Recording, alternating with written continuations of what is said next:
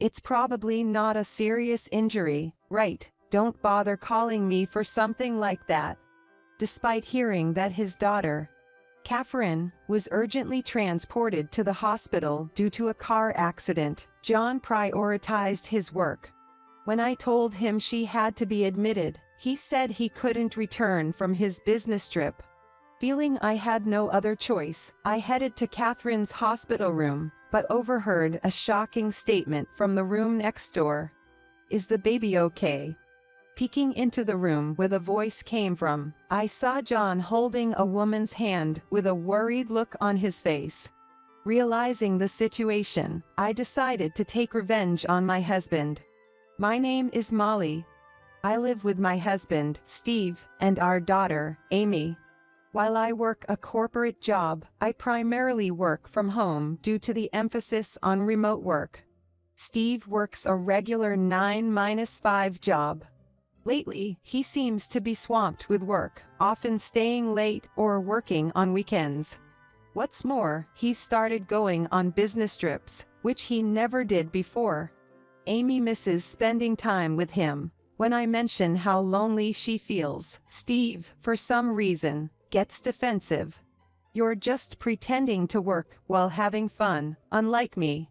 What part of me is just having fun? You're just messing around on your computer at home, right? Must be nice to call that work. You don't have to say it like that.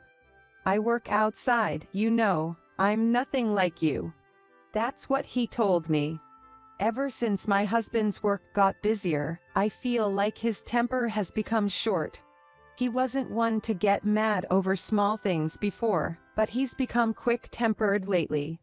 Living with these feelings towards my husband, an incident happened. That day, he had finally made time for our daughter, promising to take her to the aquarium. Sophie was really looking forward to it. Stuffing her backpack, she takes to preschool with a picnic blanket, handkerchief, tissues, and her favorite stuffed penguin. Seeing her like that warmed my heart. With my husband being swamped at work and mostly sleeping on his occasional days off, he hadn't been spending much time with the family. I told him to wake up early and get ready for this particular day. Today's going to be fun. Sophie's all prepped and super excited. Heck, yeah, sigh. My husband gets up, clearly in a bad mood. Then his cell phone rings. Taking a quick glance at the screen, he rushes to the bathroom to take the call. Then I heard him exclaim, "What?" I had a sinking feeling. Once before, under similar circumstances, he had canceled our trip at the last minute. Hoping things wouldn't turn out the same way this time, my husband came out of the bathroom with a regretful look on his face. "I've suddenly got a business trip. I've got to go overseas, and it'll take about a week." He suddenly grabbed his suitcase and started packing. "Hold on a sec. Do you just decide on an international business trip the same day?" I raised my voice, and upon hearing this, our daughter came over. "I can't go with Dad. I was looking forward to it. Dad always breaks promises." However, my husband snapped, "Quiet down. This is work. Keep Anna quiet." Hey, Anna was really looking forward to this, you know. Can't you even apologize? Huh, it's work. Why should I apologize for going to work? Their daughter began to cry when her dad raised his voice. While I was comforting her, he grabbed his stuff and stormed out. Since she kept crying, I eventually decided to call my mill, and the three of us headed to the aquarium. When she brought over her prepared backpack, my mom said, "This backpack is damaged, isn't it?" Checking it, there was a noticeable tear. We couldn't use it like that, so I searched for another bag. But none could fit her penguin toy. In the end, I could only find my own backpack. My daughter made a face at the large, plain-colored backpack, but she really didn't want to leave her penguin behind, so she begrudgingly accepted it. We transferred our stuff into my backpack and set off. Originally, My husband was going to drive us to the aquarium. But since neither my mom or I have a driver's license, we decided to take the train. It's a bit of a walk from the train station to the aquarium, and today is a tad chilly. My mom went to a vending machine to get us some warm drinks. While waiting, we talked about checking out a nearby park. To our surprise, the park had a huge penguin play structure. My daughter, being a big fan of penguins, got super excited. She wriggled out of my hand, and before I knew it, she darted towards the road. "Watch out!" As I yelled, a sharp braking noise echoed. My daughter collided with the car and was flung into the air. I rushed to her side, pulling her into my arms. "It's okay, Emily, it's going to be okay," I whispered, trying to call 911, but my hands were trembling too much. My mother returned and immediately called an ambulance for us. I couldn't shake the guilt, wondering, why did I let go of her hand, as I waited for the ambulance? Then, when the ambulance finally arrived, they rushed her to the hospital. But Emily remained unconscious even after arriving at the hospital. I was beside myself, pacing the hospital corridor, when I realized I'd forgotten something crucial. I hadn't called my husband. I quickly dialed his number. "Emily's been in an accident and was taken to the ER. "Wait, what? Is she okay?" "She's unconscious. Can't you come back right now?" "I'm overseas at the moment. I can't just return." "As long as she's alive, it shouldn't be a problem." With that, he hung up the phone. I was boiling mad at my husband's careless remarks. As I stood there trembling with anger, my mother rushed over to me. "Anna has woken up." I rushed to my daughter's room and found her sitting up, talking to the doctor. Seeing her like that, relief washed over me, and I crumbled to the floor, tears streaming down my face. Upon examination, they found a fracture in her leg, but thankfully, there were no other major injuries. It seems her large backpack protected her since the car wasn't going too fast. I couldn't help but think, if that backpack hadn't been sturdy, what might have happened? I'm so grateful for that backpack. However, they want to keep her in the hospital to monitor her, as she might have hit her head. I made sure to inform my husband about our daughter's hospitalization. "Well, isn't it a good thing I didn't come back? You're overreacting. I'm at work. Don't call me during these hours." He quickly hung up after saying that.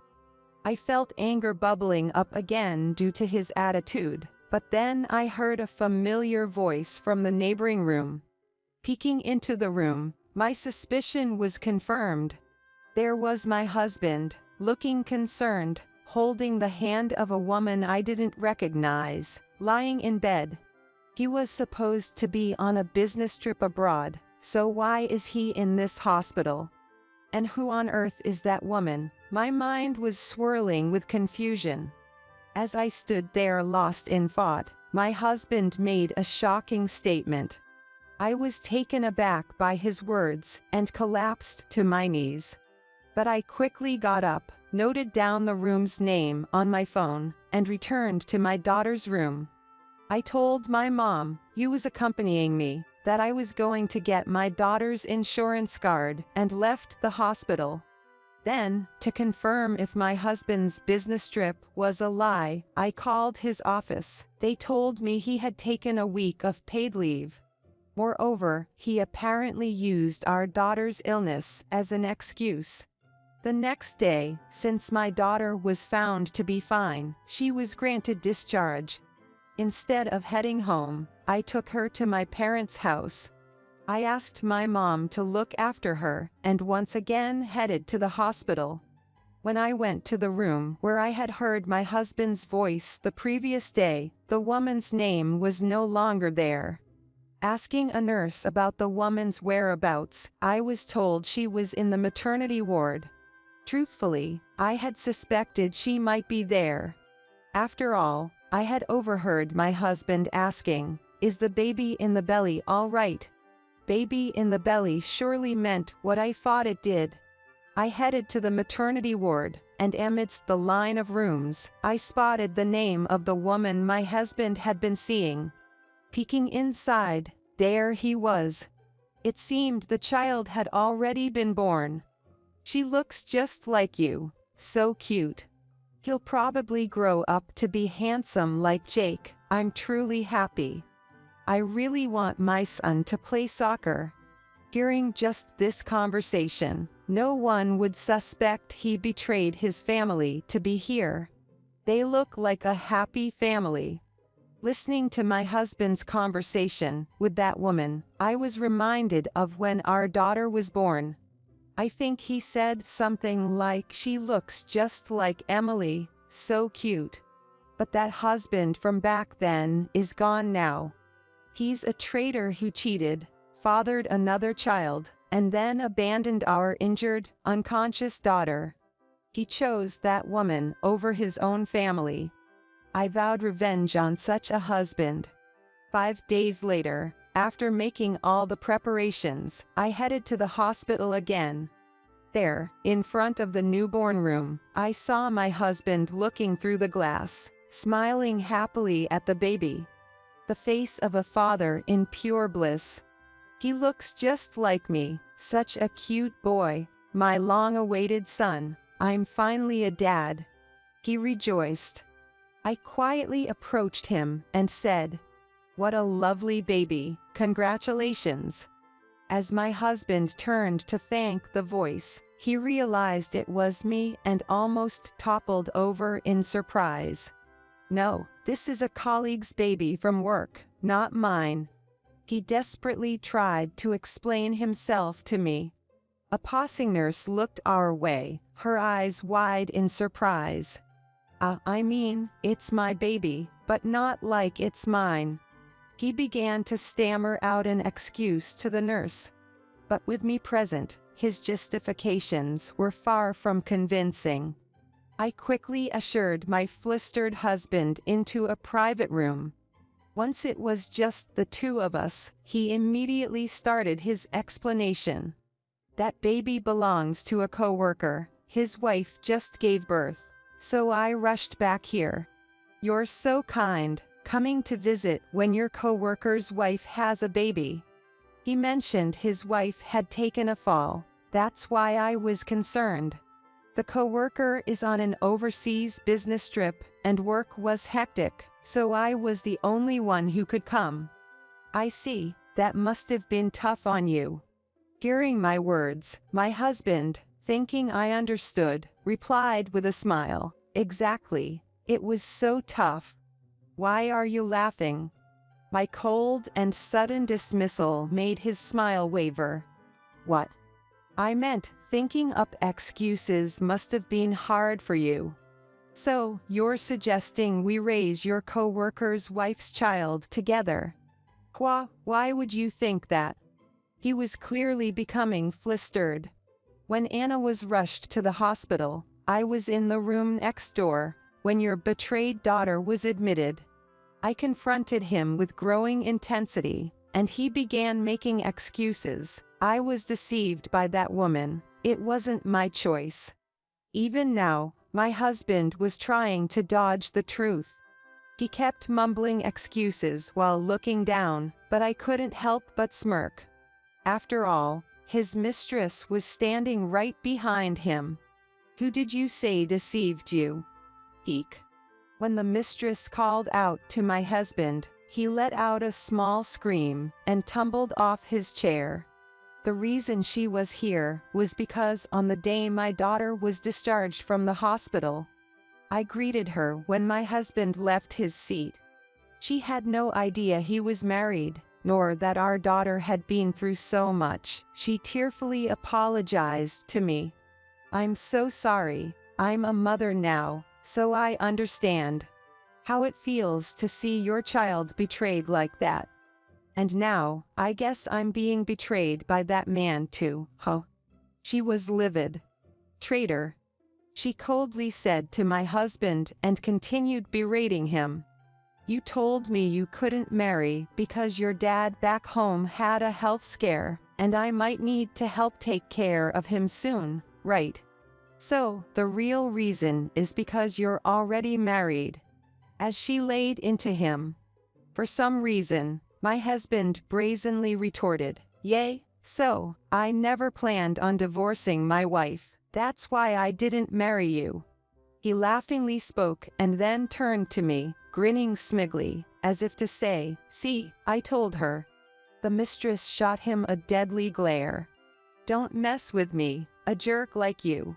I reject you outright, and be ready for my claims for alimony and child support. She then turned to me and politely said, I truly apologize for everything.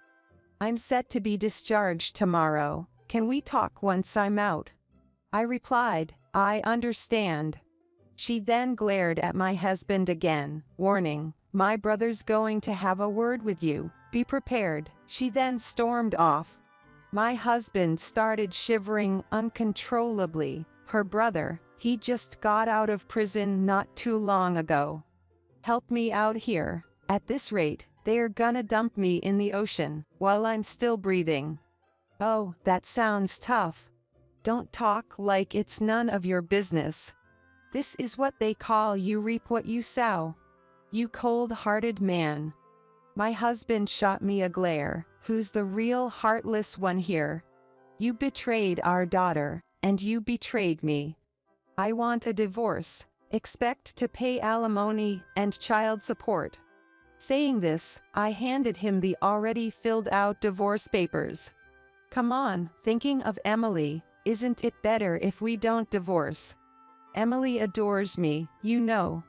It was you who betrayed Emily, wasn't it? My husband couldn't find the words to respond. We've already moved our things to my parents' house. You better pack up and leave. That apartment was mine before we got married. It's in my name. I've already sold it, so please be out by this weekend. He hung his head at my words. If you don't agree to the divorce, I'll inform your company about all of this, okay? With that, he quickly signed the divorce papers. I successfully divorced my husband. After that, he was billed for alimony and child support by both me and his mistress. The mistress, to further torment him, reported their affair to his workplace. As a result, he got fired from his job. Due to the hefty bills for alimony and child support, his savings weren't enough. He seems to have taken on debt. With no job and no income, he's now desperately working odd jobs to pay it off. The mistress's brother comes around almost every month to collect, putting him in a spot where he can't say he can't pay. I later talked to the mistress and decided not to ask for alimony from her. She's a victim too, no doubt about that. However, when we talked it over, she did pick up the tab for our coffee. Since then, I've been juggling remote work while raising my daughter. I've been bringing up my daughter with the help of my folks back home. They've pampered her, and she's become even more cheerful than before. I'm determined to shower her with love and ensure she never feels lonely.